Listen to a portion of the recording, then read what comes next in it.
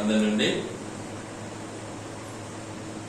మరి ఈరోజు మనము యోసేపు యొక్క జీవితాన్ని జ్ఞాపకం చేసుకోబోతున్నాం.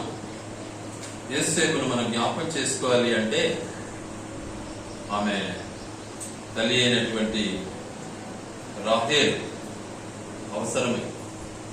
కనుక ఇప్పుడు చదివినటువంటి లేఖన భాగము ఆదికాండము 22వ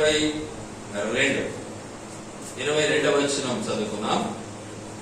దేవుడు రాహేలును జ్ఞాపకము చేసుకుని ఆమె మనవి విని ఆమె గర్భము తెరచెను. బాగా వినాలండి, జాగ్రత్తగా వినాలి.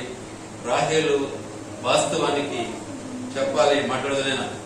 రాహేలు వాస్తవానికి చెప్పాలి అంటే విగ్రహాలను కూడా తన తండ్రి నుంచి దొంగిలించి తెచ్చుకునేది.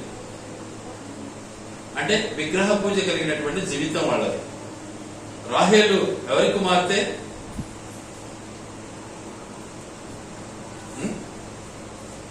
అన్నీ మాకు తెలియవా? అది కొంచెం పైగా నేను మర్చిపోయాను, నేను కిందికి పెట్టినాను రాత్రి. అది కొంచెం పైగా, అది కూడా పైది కూడా. ఓకే, ఇంకా పోదు పెట్టేసి. అదే మోసం. ఓకే, కాబట్టి దయచేసి వినండి, గ్రహించండి. నన్ను మధ్యలో డిస్టర్బ్ అవుతారు చూడండి. నేను చెప్పండి పని కాదండి. మీరు కూడా ధ్యానం ఉంచండి, మైండ్ పని చేయనియండి, మనసుని ఇక్కడ పెట్టండి. దేవుని భయం కావాలి మనకు. దేవుని భయం ఉంటే అన్ని పనులు చక్కబడతాయి. దేవుని భయం లేకుంటేనే అన్ని పనులు చెడిపోతా ఉంటాయి. వాస్తవం అది. కాబట్టి వినాలి. రాహేలును దేవుడు జ్ఞాపం చేసుకున్నాడు. ఆమె విగ్రహారాధికులైనా కూడా దేవుడు జ్ఞాపం చేసుకున్నాడు.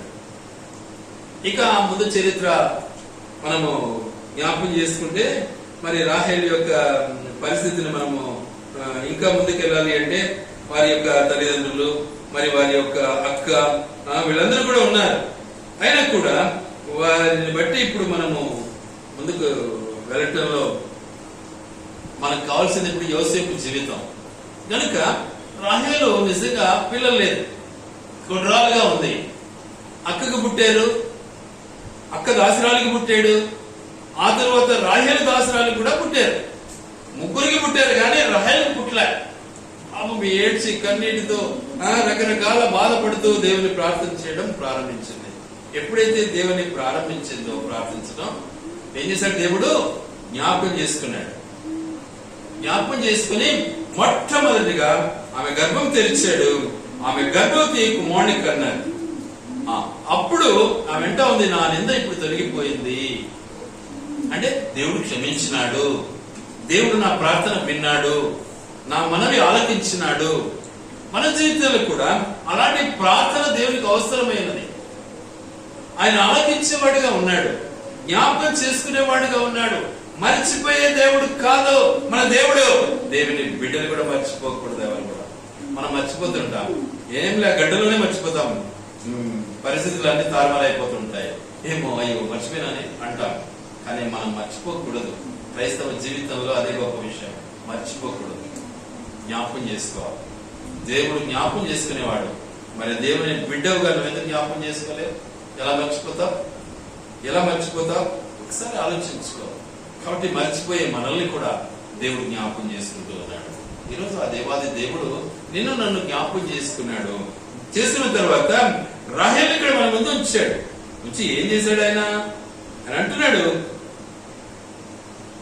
తన యొక్క ఉద్దేశం ఏంటిది? రాహేలు యొక్క జీవితమును నిజంగా పునరుద్ధరణ చేశాడు, ఫలింప చేశాడు, కుమారుని అనుగ్రహించాడు. అయితే మళ్ళీ ప్రార్థన చేసింది, ఇంకొక కొడుకు కావాలి నాకు అనేది. ఏమని ప్రార్థన చేసింది? ఇంకొక కుమారుడు నాకు కావాలి అని ప్రార్థన చేసింది. అయితే ఇంకొక కుమారుడు కావాలన్నందుకు దేవుడు అమ్మాడు కూడా విన్నాడు. అసలే పిల్లలు లేకుండా ఉంటే ప్రార్థన విని ఒక కుమారుడు ఇచ్చిన తర్వాత మళ్ళీ ఇంకొక కుమారుడు కావాలన్నప్పుడు దేవుడు ఏం చేశాడు? మళ్ళీ కుమారుడు ఇవ్వడానికి ఇష్టపడ్డాడు. ఇస్తాడు దేవుడు. దేవుడు ఇచ్చేవాడే. ఎల్లప్పుడూ ఆయన చేతులు చాచుకున్నాయి. కుర్చ కాలే, నా చేత కాదు అని ఆయనతో అన్ని పనులు చేయగలడు. ఆయన సమస్తము సృష్టించగలడు, నిర్మించగలడు. కనుక ఆయనకు అసాధ్యమైనది ఏది లేదు. ఆయన జ్ఞాపకం చేసుకునేవాడు కనుక నిజంగా మన నమ్మకం అవసరమైంది. అక్కడ ఎలాంటి నమ్మకం కావాలి మనకు? మనం ఎల్లప్పుడూ జ్ఞాపకం చేసుకునే వారంగా ఉండాలి. దేవుడేమో మనం జ్ఞాపకం చేసుకుంటూనే ఉంటాడు. చూద్దాం ఆ మాటను ఇక్కడ ఒకసారి జ్ఞాపకం చేసుకుందాం. ఆదికాండము 8వ అధ్యాయం. ఆదికాండము 8వ అధ్యాయం 1వ వచనం మనం చదువుకుందాం. దేవుడు నోవాహును అతనితో కూడా ఓడలోనున్న సమస్త జంతువులను సమస్త పశువులను జ్ఞాపకము చేసుకొనెను. చూసారా? జ్ఞాపకం చేసుకున్నాడా లేదా? ఎవరిని? నోవాహును జ్ఞాపకం చేస్తున్నాడు. సరే, ఆయన మనిషి, ఆయన పిల్లలు, ఆయన కుమారులు, కోడళ్ళు అందరినీ జ్ఞాపకం చేస్తున్నాడు. ఇంకెవరిని జ్ఞాపకం చేసుకున్నాడు? జంతువులను జ్ఞాపకం చేసుకున్నాడు, సమస్త పశువులను జ్ఞాపకం చేసుకున్నాడు. ఇవన్నీ కూడా నిజంగా దేవునికి ఎంత జ్ఞాపక శక్తి ఉందనేటువంటి సత్యాన్ని మనము గుర్తించాలి. మరి నిజంగా ఆ దేవుడైనా మనకు ఉండేది, లేకపోతే వేరే దేవుడు ఉన్నాడా? మనం కూడా ఆ దేవుని నిజంగా పూజిస్తూ ఉన్నామా? ఆ దేవుడైతే మనం కూడా జ్ఞాపకం కలిగి ఉంటాం, మర్చిపోము. మర్చిపోయినాము అంటే ఆ దేవుడు కాదు మనకు ఉండేదని తెలుసుకోవాలి. ఇది వాస్తవం. ఎందుకంటే మన దేవుడు జ్ఞాపకం చేసుకునేవాడు, మర్చేవాడు కాదు. అలాంటి దేవుడు మనకుండగా మనల్ని కూడా జ్ఞాపకం చేసుకుంటున్నాడు. మన దేవుడు ఎల్లప్పుడూ జ్ఞాపకం చేసుకోవడానికి ఇష్టపడతాడు. మన దేవుడు జ్ఞాపకం చేసుకోకపోతే నిజంగా మనం ఇక్కడ కూర్చుని వాళ్ళమే కాదు. అందుకనే మనకు జ్ఞాపక శక్తి మనకు అవసరమైనది. రోమాపత్రిక 4వ అధ్యాయం. రోమాపత్రిక 4వ అధ్యాయము 25వ వచనం చదువుకున్నాం అందరం కలిసి. ఆయన మన అపరాధముల నిమిత్తము అప్పగింపబడి మనము నీతిమంతులముగా తీర్చబడుటకై లేపబడెను. ఇందులో ఏమున్నది? ఆయన మన అపరాధముల నిమిత్తము అప్పగింపబడ్డాడు. ఎవరు? యేసుక్రీస్తు ప్రభుల వారు. అప్పగింపబడినటువంటి ఉద్దేశం ఏంటిది? మనల్ని జ్ఞాపకం చేసుకున్నాడు కాబట్టి ఆయన అప్పగించబడ్డాడు. మనల్ని జ్ఞాపకం చేసుకున్నాడు. మనమంతా ఎవరము?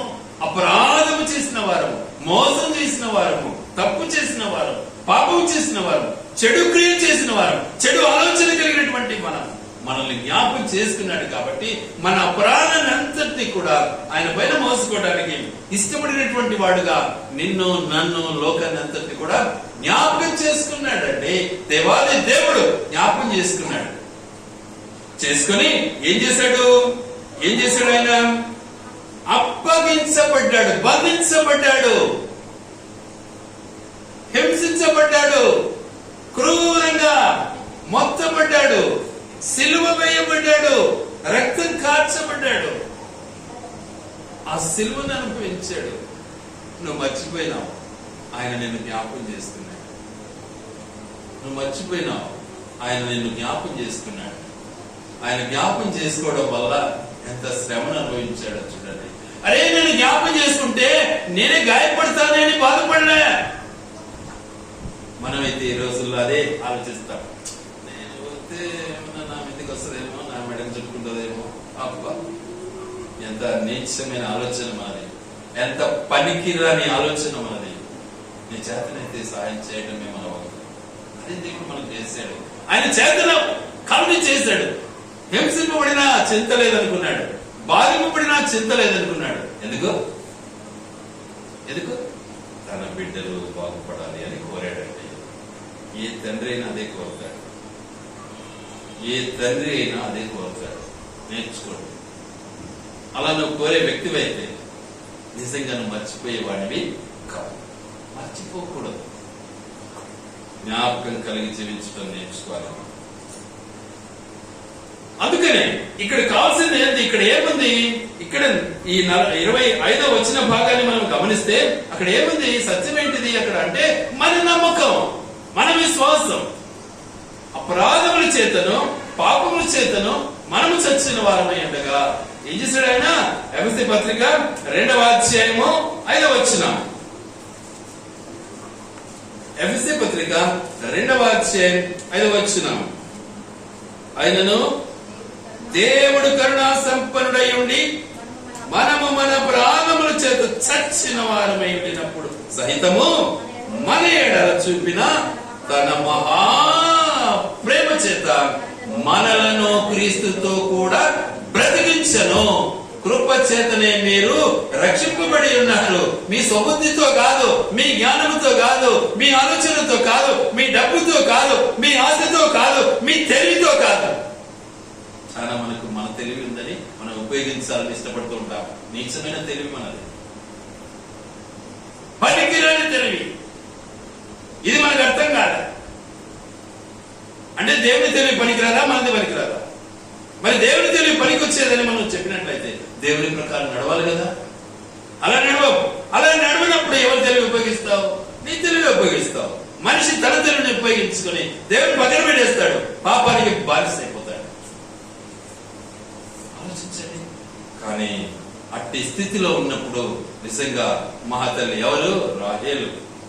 దేవుని యొక్క దర్శనం లేని పరిస్థితిలో, దేవుడు అంటే ఇష్టం లేని పరిస్థితిలో కష్టపడింది, బాధపడింది, శ్రమపడింది. లాస్ట్ ఏం చేసింది? మోకరించి ప్రార్థన చేయడం ప్రారంభించింది. ప్రభా నువ్వే నాకు దిక్కు అనేది. తన క్షమాపణ కోరింది. దేవుడు క్షమించాడు, రక్షించాడు, కాపాడాడు, నిందను తొలగించాడు. చూడండి, పాపపు నిందను తీసివేశాడు. మరి నేను ఆ నిందను తీయలేదంటారా? ఊరికనే రక్షణిస్తాడా? మనకు నిందను తొలగించి మన పాపాన్ని క్షమించి మనల్ని సమస్త దుర్నీతి నుండి మనల్ని ఏం చేస్తున్నాడు? ఆయన పవిత్రంగా చేస్తూ ఉన్నాడు. అందుకే ఆయన రక్తం చెందించాడు. గనుక మన జీవితంలో అట్టి జ్ఞాపకార్థ స్థితిని మనము మరచిపోకూడదనేదే దేవుని యొక్క ముఖ్య ఉద్దేశం. గనుక మనము జ్ఞాపం చేసుకోవాలి ఎల్లప్పుడు కూడా. ఏమని? ఎలా ఉన్నాం మనము, ఎక్కడున్నాం మనము, ఏం చేస్తున్నాం మనము, ఇవన్నీ కూడా మనకు అవసరమే. వాటిని మనము గ్రహించకుండా మర్చిపోయినానే, అయ్యయ్యో మర్చిపోయినానే అంటే ఎట్లా? ఏమని అర్థం అక్కడ? మర్చిపోయినానే అంటే ఏమని అర్థం? మోసం చేసినానే అని తెలుసుకోవాలి. అది కాబట్టి దేవుని పైన మనకు ధ్యాస ఉంటే, దేవుని మీద మన జీవితము ముడిపడి ఉంటే మర్చిపోయే ఛాన్సే లేదు. అది వాస్తవం. కాబట్టి జ్ఞాపకం చేసుకోవాలి. దేవుడే జ్ఞాపకం చేసుకుంటే మనం దేవుని జ్ఞాపకం చేసుకోకపోతే ప్రయోజనం ఏంటి? ఏమనంటే జ్ఞాపకం శక్తి తగ్గింది. వాస్తవం తగ్గుతుంది కావచ్చు, కానీ మరి ఎంత అద్భుతమానంగా ప్రతి కాబట్టి మనం జీవితంలో మనం రేపు లెక్క చెప్పాలి కదా. రేపు మనం లెక్క చెప్పాలి. అప్పుడు మన పరిస్థితి ఏంటి? అప్పుడు మనం ఏమవుతాం? జ్ఞాపకం చేసుకున్నటువంటి జీవితాన్ని మనం మర్చిపోకూడదు. ఎలా జ్ఞాపకం చేసుకుంటారో తెలుసా? మన పరిస్థితి ఎలాంటిదో ఒకసారి ఊహిస్తామా? ఊహను జ్ఞాపకం చేసుకున్నామా? చూద్దాం. దానియేలు గ్రంథం 3వ అధ్యాయం 17వ వచనం. దానియేలు గ్రంథం 3వ అధ్యాయం 17వ వచనం. అందరం కలిసి చదివి నేర్చుకున్నాం. మేము సేవించుచున్న దేవుడు మండుచున్న వేడిమి గల ఈ అగ్ని గుండముల నుండి మమ్మను తప్పించి రక్షించుటకు సమర్థుడు, మరియు నీ వశమున పడకుండా ఆయన మమ్మను రక్షించును. ఒకవేళ ఆయన రక్షింపకపోయినను పర్వాలేదు, ఆ బొమ్మలకు మాత్రం మేము మ్రొక్కము అంటాడు దేవుడు. మనుషులే వీళ్ళు దేవుళ్ళు కాదు. ఎవరిల్లు? షడ్రక్, మెషక్, అబద్ధిగోలు. ఏమంటున్నారు? అగ్ని గుండంలో పడినా కూడా మా దేవుడు మమ్మల్ని ఏం చేస్తాడు? ఐగిస్తాడు. ఎలా జ్ఞాపం చేసుకున్నారు? మనుషులు జ్ఞాపం చేసుకున్నారు. దేవుడి యందు తనకున్నటువంటి నమ్మక విశ్వాసాన్ని సంపూర్ణంగా రాజు ఎదుట పెట్టేసినారు. దేవుడు చూస్తూ ఉన్నాడు. నా బిడ్డలు నా నామాన్ని ఎంత ఘనపరుస్తున్నారు అన్నటువంటి సత్యాన్ని దేవుడు ఎరిగినటువంటి వాడైనాడు. దేవుడు ఏమైనా మర్చిపోయినాడా? మర్చిపోలేదు. మనమే మర్చిపోతాం. ఏదైనా కష్టం వచ్చి, ఏదైనా ఇబ్బంది వచ్చినప్పుడు నేను ఎంత కష్టపడినాను ఆడడం నేర్చుకున్నాను. Not only you, along with you our God is there. మనతో కూడా ఎల్లప్పుడూ మన దేవుడు ఉన్నాడు. మన కష్టంలో, మన నష్టంలో, మన బాధలో, ప్రాణ సంకటంలో, మన సంతోషంలో, ఆనందంలో, అన్నిటిలో దేవుడు ఉన్నాడండి. కాబట్టి అట్టి ఆ దేవుని మనం జ్ఞాపకం చేసుకోవాలి. ఏమంటున్నాడు? ఏం పర్వాలేదు, మేము అగ్ని గుండంలో పడి చనిపోయినా చింతలేదు, కానీ నీకు మాత్రం నమస్కారం చేయాలి. మనం ఏమంటా? ఎన్నో గడలేనా, నాకు ఏదో ఒకటి దొరికితే సార్ నీకు నమస్కారం పెడతాపో అంటాం కదా. మన బ్రతుకు ఇది. మనలో ఉన్నటువంటి స్వల్ప బ్రతుకు, అది స్వల్ప ఆలోచన, చాలా తక్కువ ఆలోచన, అంటే పడిపోయిన ఆలోచన. ఆలోచించండి ఒకసారి.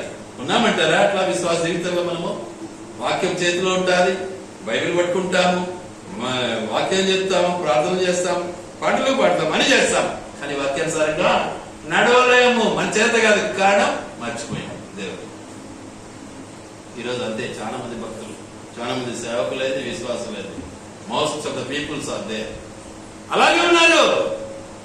అందరినీ కలదు చూసినప్పుడు భలే భలే బాధేస్తా ఉంటుంది నాకైతే. ఎందుకునైనా ఈ బోధలు ఇంకా మళ్ళీ ఈ నీచమైన పాపాన్ని ఎందుకు పెంచుకుంటున్నారు? బోధ చేస్తే పాపం పెరగదా? బోధ చేసి బోధకు తగినట్లుగా నడుచుకుంటే పాపం పెరగదు, పరిశుద్ధత ఉంటుంది. బోధ చేస్తూ పాపం పెంచుకుంటే బోధ పనికి వస్తుందే? ఆ బోధ నేను తీసుకుపోయి నరకలేస్తాను. అది సరే, ఈ సత్యాన్ని ఎలాగా గనుక ప్రభువులో మనం కొనసాగడానికి మనకు కావాల్సినటువంటిది ఏంటి? నమ్మకం, విశ్వాసం, నిరీక్షణ. సచ్చినా పర్లేదు, నా దేవుడు నాకున్నాడు, ఏ పర్లేదు. సత్య దగ్గరికి వెళ్తాను, బ్రతికితే ఆయనతో ఉంటాను, అంతే. ఆయనతో జీవిస్తాను నేను. నీకు మాత్రము తల వచ్చేది ఉండదు, రాజీ పడదు. మనమైతే ఎంతగా రాజీ పడుతుంటాం? ఆలోచన చేసుకోండి. లోకంతో రాజీ పడతామా లేదా? మనం ఎంత దౌర్భాగ్య పరిస్థితి మనది. దేవుడా దేవుడా అంటాం, లోకంతో జై అంటాం, లోకానికి జై అంటాం. ఎంత నిత్యమైన బ్రతుకు మనది. చూసుకోండి ఒకసారి. ఎందుకు ఈ బైబిల్ చదవడం? ఇంకా మనం గనుక మన బ్రతుకును మార్చడానికి యేసు క్రీస్తు ప్రభుల వారు ఈ లోకానికి వచ్చాడు. రాహేలు బ్రతుకును మార్చాడు, గర్భాన్నిచ్చాడు. రాహేలుకు నేర్పించాడు పాఠము, గర్భం తెరిచాడు. రాహేలు పాపాన్ని క్షమించాడు, గర్భఫలం ఇచ్చాడు.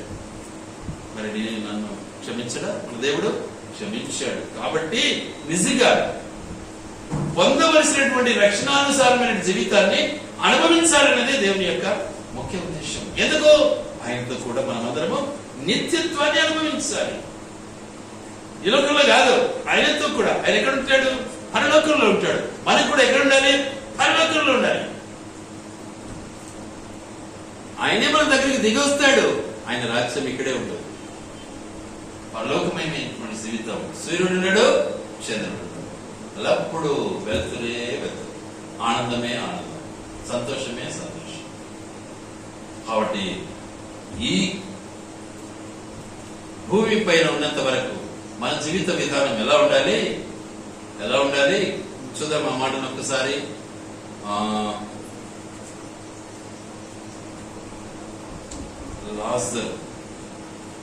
లాజర్ జీవితాన్ని ఒక్కసారి జ్ఞాపకం చేసుకుందాం. ఇక్కడ అది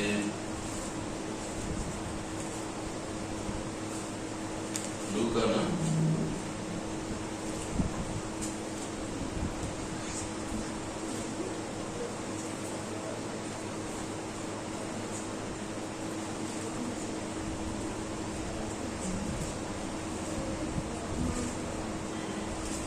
Sir, you're getting up with the reference?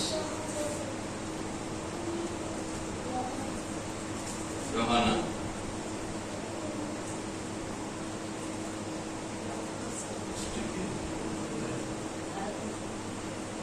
Lucana? యోహాను సువార్త 11వ అధ్యాయాన్ని ఒక లాజర్ కదా, not that Lazar. I want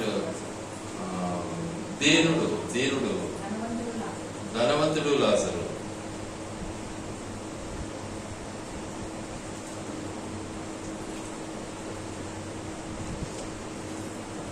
ధనవంతుడు ధనవంతుడు లాజరును ఒకసారి జ్ఞాపం చేసుకుందాం. ఆలోచించండి, ధనవంతుడు లాజరును ఒకసారి జ్ఞాపం చేసుకుంటే లాజరు పరిస్థితి ఏంటి? ఈ లోకంలో శ్రమను అనుభవించాడు, కష్టాన్ని అనుభవించాడు, నష్టాన్ని అనుభవించాడు, బాధను అనుభవించాడు. అయితే నిరీక్షణ కలిగి ఉన్నాడు, అయితే నమ్మకం కలిగి ఉన్నాడు. నా దేవుడు నాతో ఉన్నాడు అన్నటువంటి దృఢ నిశ్చయిత కలిగి ఉన్నాడు. కాబట్టి ఈయన ఇద్దరు ఒకసారి చచ్చిపోయారు. అయితే ఇద్దరు ఎక్కడికి వెళ్ళారు? మరి ఒకరు పైకి పోయినారు, ఒకరు కిందికి పోయినారు. ఒకరు పైకి పోయినారు, ఒకరు కిందికి పోయినారు. అయితే పైకి పోయిన వ్యక్తిని నిజంగా కిందున్న వ్యక్తి చూశాడట. చూసి ఏమన్నాడు? అయ్యా అబ్రహామా అన్నాడు. తండ్రి అయిన అబ్రహామా అంటాడు. కాబట్టి ఏమంటున్నాడు అక్కడ? తండ్రి, ఓ అబ్రహామా, కనికరించి నన్ను దయదలసి ఒకసారి ఆ లాజరును ఒకసారి నా దగ్గరికి పంపవా? ఎందుకు? నాలుగు ఆరిపోతా ఉంది, గొంతు ఆరిపోతా ఉంది. ఎక్కడున్నాడు మనడు? అగ్నిగుండంలో ఉన్నాడు, కాలుతున్నాడు. నమ్మకం లేని బ్రతుకు, డబ్బును ఆశించిన వ్యక్తి, గర్వాన్ని కలిగినటువంటి వ్యక్తి, తన్ను తాను హెచ్చించుకున్నటువంటి వ్యక్తి, గర్వాంధుడుగా దేవుని సన్నిధిలో ప్రార్థించినటువంటి వ్యక్తి దేవుడు ఇష్టపడతాడా? ఆ ప్రార్థనను సుఖభోగాలతో నువ్వు ప్రార్థన చేస్తే దేవుడు ఇష్టపడతాడా? సుఖభోగాలు అవసరమా దేవునికి? ఆలోచించాలి ఒకసారి. కాబట్టి ఎప్పుడైతే ఆయన చేసిన ప్రార్థన విన్నాడో నిజంగా ఏం చేశాడు? అక్కడే చెప్పాడు. అబ్రహాం ఏమని చెప్పాడు? అబ్రహాం చెప్తాడు, ఏమని చెప్తాడు? నీవు ఆ భూమి పైన సన్నని నార బట్టలు కట్టుకుని ఊదా రంగు వస్త్రములు ధరించుకుని చక్కటి భోజనం, బిర్యానీ, పలావులు అన్ని తిన్నావు, ఆనందించావు. ఇప్పుడు ఏం చేస్తున్నావు? అక్కడను అగ్ని గుండంలో కాలుతున్నావయ్యా. ఇదిగో లాజరు ఏం చేశాడు? అన్ని విషయాల్లో కష్టపడ్డాడు, బాధపడ్డాడు, కానీ నిరీక్షణ కలిగి నా వైపు చూశాడు, నాతో ఉన్నాడు. నీ పరిస్థితి అది, ఆయన పరిస్థితి అది. మధ్యలో ఎవరు రానుకోవడానికి వీలు లేదు. కారణం భయంకరమైనటువంటి లోయ అంటే ముందు ఇక్కడ దాటలేరు. ఆ లోయ దాటాలి అంటే క్రాస్, సిలువను దాటాలి. నువ్వు సిలువను మోయాలి. నీ జీవితంలో అది లేదు. ఏం చేస్తావు? నువ్వు అక్కడే, మేము ఇక్కడే అన్నాడు. అయ్యో ఏం చేయాలి? మా ఆయనగారు అక్కడ ఉన్నారయ్యా, ఇంకా 9 మంది అక్కడ ఉన్నారు. కనీసం వాళ్ళ కోసం అన్న 9 మంది కాదు, ఎంతమంది? అక్కడ 5 మంది అంటాడు, కానీ 11 మంది అక్కడ ఉన్నారు. వాళ్ళకన్నా చెప్పాలి కదా అంటాడు. వాళ్ళకి చెప్పేదానికి చాలా మంది ఉన్నారు. ఎవరు? విక్టర్ శాంసన్ ఉన్నాడు, మిగతా పాస్టర్లు అందరూ ఉన్నారు, సేవకులు ఉన్నాడు, చాలా మంది ఉన్నారు. వాళ్ళు చెప్పిన మాట వింటే చాలయ్యా, ఈ నుంచి పోవాల్సిన పని లేదు. వింటే విని గ్రహించి నడుచుకున్నట్లయితే వాళ్ళు నా దగ్గర వస్తారు, లేదా వాళ్ళు నీ కడికి వస్తారు. ఇబ్బంది ఏం లేదు, నీకు సాహసంగా ఉంటారు వాళ్ళు. అది వాస్తవం. కానీ మన దేవుడు మనకిచ్చిన రక్షణ మహా గొప్పది. ఏం చేశాడు? తానే దిగి వచ్చాడు. ఎందుకోసము? మనల్ని జ్ఞాపకం చేసుకున్నాడు, మనిషిని జ్ఞాపకం చేసుకున్నాడు, మనిషిని జ్ఞాపకం చేస్తున్నాడు. చూద్దాం అన్నమాట ఒకసారి కీర్తనల గ్రంథం 8వ అధ్యాయం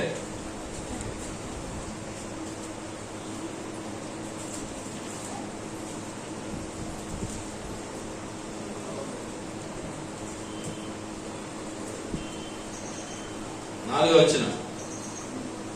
నీవు మనుష్యుని జ్ఞాపకము చేసుకున్నటకు వాడే పాటివాడు, నీవు నరపుత్రుని దర్శించుటకు వాడే పాటివాడు. చూసారా ఎంత మనిషి అంటే? నరమాత్రుడు ఎంత అసలు.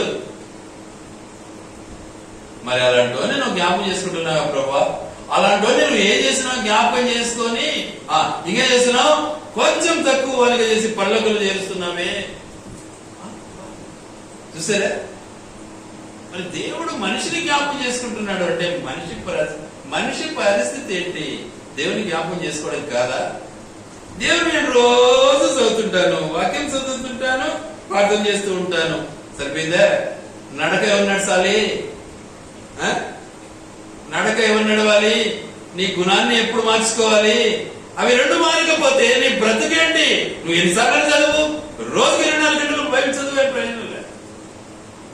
ఇది వాస్తవం, అది దేవుని యొక్క ఉద్దేశం. గనుక జ్ఞాపకం చేసుకున్నాడు దేవుడు, నిన్ను నన్ను క్షమించడానికి ఇష్టపడ్డాడు. నోవాహును కూడా జ్ఞాపకం చేసుకున్నాడు దేవుడు. ఏం చేశాడు? ఆ భయంకరమైనటువంటి ఆ ప్రళయం నుంచి కాపాడి ఏం చేశాడు? భూమిపైకి తీసుకొచ్చాడు. ఈరోజు భూమి పైన మనం ఉన్నామంటే మన పితరుడు నోవాహే మనకు దిక్కు. లేకపోతే అందరూ వెళ్ళిపోయినారు, శూన్యం, ఎవరు లేడు. ఆదాము ద్వారా పుట్టినప్పటికీ అందరూ వెళ్ళిపోయినారు. ఫైనల్ గా నోవాహు కుటుంబం ఒకటే. ఆ కుటుంబం నుంచి వచ్చిన వాళ్ళమే మనమంతా. ఇది గ్రహించడం లేవా?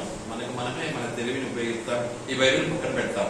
ఈ బైబిల్ పక్కన పెట్టినప్పుడు మరి నిజంగా గుడేందుకు పడేందుకు అవసరమా? ఒకడు అంటాడు, బైబిల్ అంతా నాకు బాగా తెలుసు, నేను చదివినా, ఎప్పుడు బైబిల్ చేతిలో పట్టుకునేది సరిపోతుందా అని బాగుతుంటాడు. ఏడా పార్లమెంట్ లో చూసినా నేను. అవసరమా అది?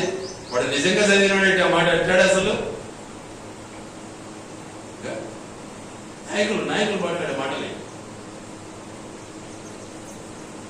కాబట్టి మన బ్రతుకును ఒకసారి మనం పరిశీలించుకోవాలి. అయితే యోసేపు యొక్క జీవితాన్ని మనము ఒకసారి పరిశీలించుకుందాం, జ్ఞాపకం చేసుకుందాం. ఎలా ఉంటాడు యోసేపు యొక్క జీవితంలో? తన యొక్క ఉద్దేశం ఏంటి? ఆయన నిజంగా దేవుని యందు సంపూర్ణమైనటువంటి నమ్మకం కలిగినటువంటి వాడు. ఎందుకు? అల్లమ్మ ప్రార్థన ద్వారా పుట్టాడు. అర్థమైంది ఇప్పుడు? అల్లమ్మ ఆదికాండము 37వ అధ్యాయం. ఆదికాండము 37వ అధ్యాయం. పుట్టిన తరువాత తన యొక్క నిజ జీవితంలో జరుగుతున్నటువంటి కొన్ని పరిస్థితులను మనం జ్ఞాపకం చేసుకున్నాం. చూడండి దయచేసి 5 నుంచి చదువుకుందాం. 5వ వచనం నుంచి 37:5 నుంచి. యోసేపు ఒక కల కని తన సహోదరులతో అది తెలియచెప్పగా వారు అతని మీద మరీ పగపట్టింది. చూసారా? ఏమండి, కళ కనడం ఆయన తప్ప? కళ ఏమన్నా ఆయనదే? ఆయన కళ కలడానికి ఆయన సొంతంగా తయారు చేసుకుంటాడా? నిద్రలో కళలు వస్తుంటాయి, నీ సొంతంగా ఊహలా? అవన్నీ ఏమన్నా తెలియని విధంగా నీకు కళలు వస్తాయి. దేవుడు ఇస్తాడు, అవి దైవ దర్శనం కలుగుతుంది. అది వినగానే అన్నగారికి అందరికి ఏమొచ్చేసింది? కోపం వచ్చేసింది. ఎదురా వీడు చెప్పేది చూస్తుంటే మనమంతా వీనికి బాధితులమా అన్నట్లు తన యొక్క ఫీలింగ్ బయటపడింది. అంటే అన్నగారికి అంతా ఏమొచ్చేసింది? అతని పైన ఈర్ష్య వచ్చేసింది. ఈర్ష్య ఈరోజు ఆ విధంగానే చాలా మంది అన్నదమ్ముల్లో ఉంది, తర్వాత ఇరుగు పురుగులో ఉంది, బంధువుల్లో ఉంది. అవతలను చూసి ఎదురుడు ఓర్వలేడు. ఏం చేస్తాం? మనసులు అయిపోయారు. ఎవరికి? సైతాన్ పని అదే. నిన్ను లేరా కొడిగా అంటుంది, అది లేపుతుంది. అవతలను చూస్తావు, పిలుచుకొని పడుతూ ఉంటారు. అది సైతాన్ చేసే పని. కానీ ప్రభు ఆ పని చేయలేదు. మీరందరూ సహోదరులు ఐక్యత కలిగి ఉండాలి అంటున్నాడు దేవుడు. ఎంత తేడా ఉంది సైతానుకు దేవునికి ఆలోచన చేయడం సార్. కాబట్టి ప్రభువులో మనం కొనసాగు నిమిత్తమై ఆయన కలిగినటువంటి ఆ కళలో ఉన్నటువంటి సాదృశ్యం వివిధ పెట్టాను. ఏమంటాడంటే చూడండి దయచేసి. అదేమనగా, చేనిలో పనులు కట్టుచుంటిమి, నా పన లేచి నిలుచుండగా మీ పనులు నా పనును చుట్టుకొని నా పనకు సాష్టాంగ పడినని చెప్పాను. చూసారా? అంటే ఏది రాని చెప్పేది మేమందరం నీకు నమస్కారం చేస్తామా? చేస్తారు ఖచ్చితంగా. నేను సందేహం చేస్తారు.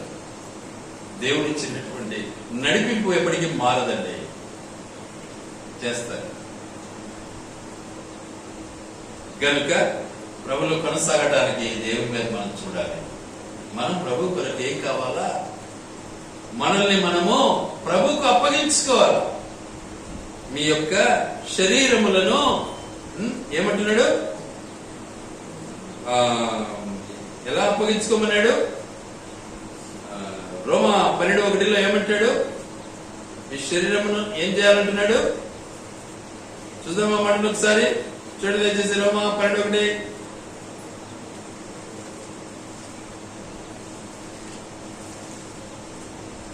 మీ శరీరములను ఆయనకు సజీవ యాగములుగా సమర్పించుకోండి అంటాడు. ఎట్లా ఎట్లా సజీవ యాగములు. చూస్తాములే కాదు, చూస్తాంలే, మళ్ళా మాట్లాడదాంలే, మళ్ళా ఒకసారి ఆలోచన చేద్దాంలే. నో, అర్పించు. దేన్ని? నీ శరీరాన్ని. నీ శరీర క్రియలకి నీలో ఉండకూడదు, నీలో ఆత్మ ఫలాలు రావాలి. అంతేగాని శరీరానికి బానిస కాకూడదు. అప్పగించు.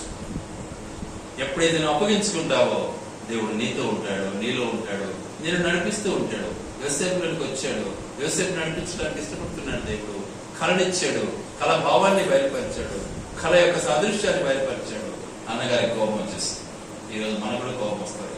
చాలా మంది తోటి సేవకులు, పాస్టర్లు కూడా కోపం వస్తుంటాయి. ఆ పాస్టర్ గొప్ప, ఈ పాస్టర్ గొప్ప, నేను గొప్ప, నేను రైట్ అంటుంటారు. ఆ రీతిగా మన బ్రతుకులు ఉన్నాయండి. అందుకే యోసేపును జ్ఞాపకం చేసుకోవాలని ఇష్టపడింది. రాత్రి అంతా రాత్రి అంతా నేను ఆలోచన చేస్తూ ప్రార్థన పూర్వకంగా ఇక్కడే పడుకున్నాను. దేవుడు నాకు ఇచ్చిన తలంపు ఇది. యోసేపు జీవితాన్ని ఒకసారి జ్ఞాపకం చేసుకో. ఎక్కడున్నా అన్నమాట ఊహించాలి. వాస్తవానికి యోసేపు యొక్క జీవితం ఎలా మారిపోయింది? తద్వారా ఏమైపోయింది? అన్నగారి చేత మొత్తబడ్డాడు, అన్నగారి చేత కొట్టబడ్డాడు, అన్నగారి చేత అమ్మబడ్డాడు. అంత పని చేసినారు అన్నగారు. మామూలు కాదు అన్నగారు అంటే. ఈరోజు కూడా అదే పద్ధతిలో ఉంది. ఈయన్ని ఎప్పుడు తీసేయాలా, ఈయన్ని ఎప్పుడు వదిలించుకోవాలా, వీడిని ఎప్పుడు తరమాలా, వీళ్ళు లేకుండా చేస్తే ఎంత బాగుంటుందిరా అని ఇంట్లోనే కలుపుతూ ఉంటుంది ఒక్కొక్కరికి. అవునా లేదా?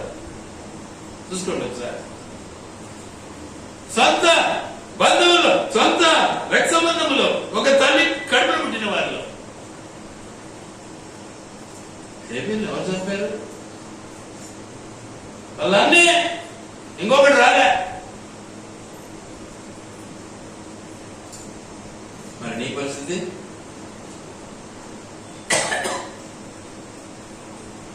నీ అన్నకు, నీ తమ్మునికి నువ్వు మోసం చేస్తున్నావు లేదా ఒకసారి ఆలోచించుకో. ఒక్కసారి ఆలోచించుకోవాలి. నీ అక్క చెల్లికి ఏమైనా నువ్వు మోసం చేస్తున్నావు లేదా ఒక్కసారి ఆలోచించుకోవాలి. వారిని చూసి నువ్వు ఈర్ష్య కలిగి ఉన్నావా లేదా ఒక్కసారి ఆలోచించుకోవాలి. ఉందే నీకు ఆ బ్రతుకు యోసేపు లాంటి జీవితం? వరేవాడు నన్ను తరినాడు, అమ్మినాడని యోసేపు ఏమన్నా ఎదురు చేయడానికి ఇష్టపడ్డా? మొత్తుకున్నాడు, అన్నా అన్నా అన్నా అని. ఏడా అన్నాలా? అదే బ్రతుకు ఈ రోజులు కూడా. నేనని కళ్ళతో చూస్తూ చెప్తున్నానండి ఈ మాటలు. ఎవడో కథ చెప్పింటే వీడికి చెప్పేది కాదు. కళ్ళతో చూస్తున్నాను, అనుభవిస్తూ చెప్తున్నాను. రెండు ఉన్నాయి నా దగ్గర దేవుడిచ్చాడు. కాబట్టి మన బ్రతుకులు మార్చుకోవడానికి, మనల్ని కాపాడడానికి దేవుడు ఇష్టపడుతున్నాడు. మనల్ని జ్ఞాపకం చేసుకోవడానికి దేవుడు ఇష్టపడుతున్నాడు. ఎల్లప్పుడూ కూడా మనము దేవుని వైపు చూడటం, దేవునికి ఇష్టమైనటువంటి బలియాగం అది కావాలి దేవునికి. యోసేపు దేవుని చూశాడు, దేవుని నమ్మాడు. యోసేపు ఏమైపోయినాడు? ఫలించడి కొమ్మ అయ్యాడు. యోసేపు అనగా అర్థము ఫలించడి కొమ్మ. మిగతా వాళ్ళకి ఇవ్వలే ఏమంటారు ఆ బిరుదు, యోసేపుకి ఇచ్చాడు దేవుడు. అన్నలంతా నష్టపరిచినా కూడా ఆయన అన్నగారిని నష్టపరచాలి. ఆ గుణం మనం సంపాదించుకోవాలండి. ఎదురుగా ఏదో చేస్తే బాగుంటుంది అనే తాత్పర్యం కలిగి మనం బ్రతికితే, బైబిల్ పట్టుకునే వేస్తే, పట్టుకోకపోయినా వేస్తే. ఈరోజు సేవకులు, పాస్టర్లు అంతా భయంకరమైనటువంటి జలసీలో ఉన్నారు. జలసీలో ఏం ప్రయోజనం? ఒకరిని చూస్తే ఒకరికి గుర్రమంటుంది, మంట, ఐక్యత లేదు అసలు. ఇంకా ఒకటి మళ్ళా మీ సంఘము మా సంఘము, దేవుని యొక్క సంఘం. ఇది దేవుని సంఘం. సంఘం అంటే దేవుని యేసుక్రీస్తు ప్రభు యొక్క శరీరమే ఉండాలి. అలాంటి అవయవమే ఉండాలి. అలా కలిసిపోతుంది నీ శరీరము, నీ సంఘము.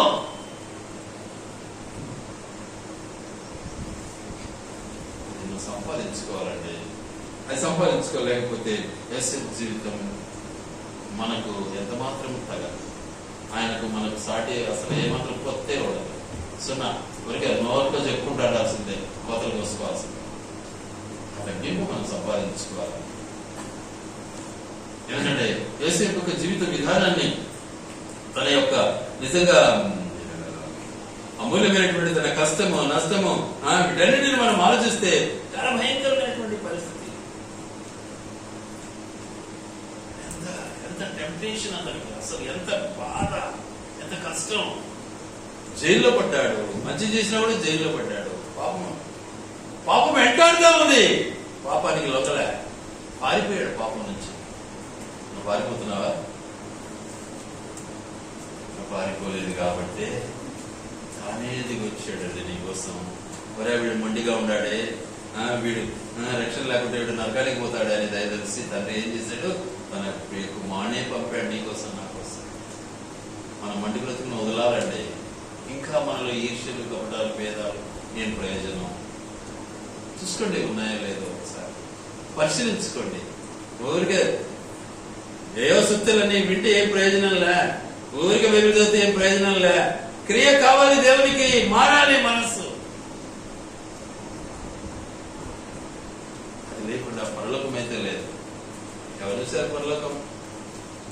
నీకు తెలుసా? నిజంగా ప్రభు నమ్మింటే నీకు తెలుసు. నిజంగా ప్రభు నమ్మింటే నరకం అనేది నీకు తెలుసు. నిజంగా ప్రభు నమ్మింటే పరలోకం అనేది నీకు తెలుసు. నేనైతే నమ్మాను, పరలోకం ఉంది ఖచ్చితంగా.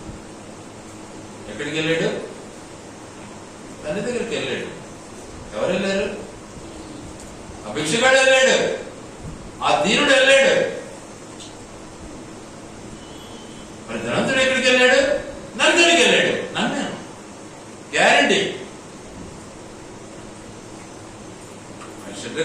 మేషక బద్దిగోలను రక్షించాడు దేవుడు, గ్యారంటీ. మరి గ్యారంటీ అయితే నువ్వెందుకు నమ్మలా? నీకేం అడ్డం వచ్చింది? లోకం అడ్డం వచ్చింది, శరీరం అడ్డం వచ్చింది. తెలుసు నాకు వాళ్ళు నమ్మినారని. కానీ నేను సునా ఎందుకు చదవాలంటే అప్పుడు నువ్వు ఇది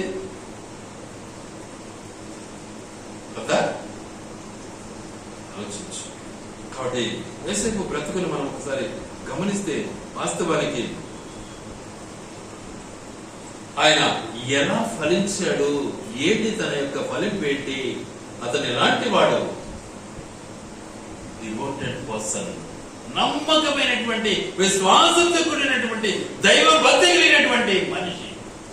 దేవుడు అంటే ఏమిగా వేరే కత్తేవాడు. ఆ కళను, కళ భావాన్ని చెప్పగలిగినటువంటి సామర్థ్యాన్ని దేవుడు ఆయనకు అంకితం చేశాడు. నీకు చేశాడా? నేను ఈ కళ కన్నానంటే అబ్బా కొందరు పాసులు అయితే ఏం చెప్తారు ఎట్టకటక ఇది ఇట్లా ఇది ఇట్లా అదట్లా అంటుంటారు. దేవుడు ఎదుగు సత్యం అబద్ధం నాకే తెలియదు. నేనైతే వెంటనే చెప్పలేను, ఎందుకంటే నా చేత కాదు. ప్రార్థన చేస్తామన్నా ఆ విషయంలో అంతే. మన బ్రతుకును మార్చుకోవాలండి. మనం నిజంగా ప్రభువుని జ్ఞాపం చేసుకుంటున్నామా? యేసేపు వలె జ్ఞాపం చేసుకుంటున్నామా? దేవుడు నిజంగా ఏం పేరు రాహేలును, మరి నోవాహును, ఇంకా తదితరులు ఎంతో మందిని, షడ్రక్ మేషక్ అబేద్నెగోలను జ్ఞాపకం చేసుకున్నట్లుగా మన బ్రతుకులు ఉన్నాయా? కాళ్ళ ముందు చూసుకొని పలికిరాని మాటలన్నీ మాట్లాడుతూ ఉంటాము. ఏం ప్రయోజనం? కాబట్టి ప్రభునందు మన బ్రతుకులను మనం మార్చుకున్నాము. దేవుడు మనకి ఇచ్చినటువంటి ఒక అవకాశాన్ని బట్టి దేవునికి స్తుతి చెల్లిద్దాము. ఎల్లప్పుడూ కూడా దేవుడు మనతో ఉండడానికి ఇష్టపడుతున్నాడు. ఆయన మన హృదయంలో చేర్చుకొని నిజంగా మన హృదయంలో ఎలా మనం ఆయన స్తుతించాలి, ఎలా ఆరాధించాలి వాక్యం చాలా స్పష్టంగా అంటుంది. ఏముంటుంది? యోహాను సువార్త 4:24-25 ఏమంటుంది చూడండి, దయచేసి తొందరగా ముగిస్తాం.